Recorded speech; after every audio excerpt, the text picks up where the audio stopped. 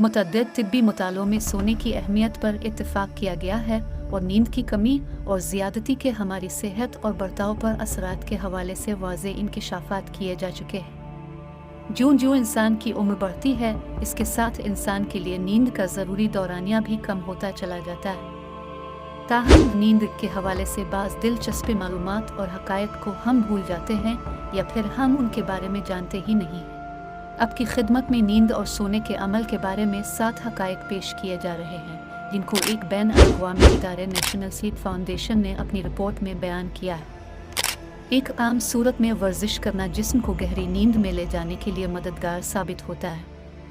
ताहम बिस्तर का रुख करने से कब्ल वर्जिश या खेल की सरगर्मी से जिस्म और दिमाग बेदार रह सकता है और सोने में दुश्वारी का सामना हो सकता है। 2 अदाद शुमार बताते हैं कि तलाक याफ्ता अफराद या शरीक हयात की मौत के सबब तन्हा ज़िंदगी गुजारने वाले अफराद को दीगर इंसानों के मुकाबले में नींद के मसाइल और बेख्वाबी का ज़्यादा सामना करना पड़ता है। 3 ये बात तो मरूफ है कि इंसानों की अक्सरियत नींद के किसी एक दौरानिए में ख्वाब देखती है, ताहम साइंसदानों ने अभी तक पूरी तरह तस्दीक नहीं की है कि आया जानवर भी सोने के दौरान ख्वाब देखते हैं। 4 रहाइश का इलाका जितनी बुलंदी पर होगा, नींद के दौरान इज़्तिराबी कैफियत में भी इतना ही इजाफा होगा।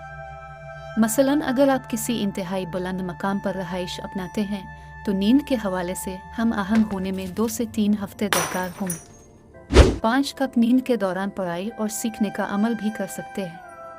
अगर आप सोने से कब्ल किसी मखसूस इम्तिहान के लिए मतन को दोहरा रहे हैं तो नींद के दौरान भी आपका दिमाग मालूमात का तज्जिया करता रहेगा और इसी तरह किसी ख़ास नताइज तक भी पहुंच सकता है।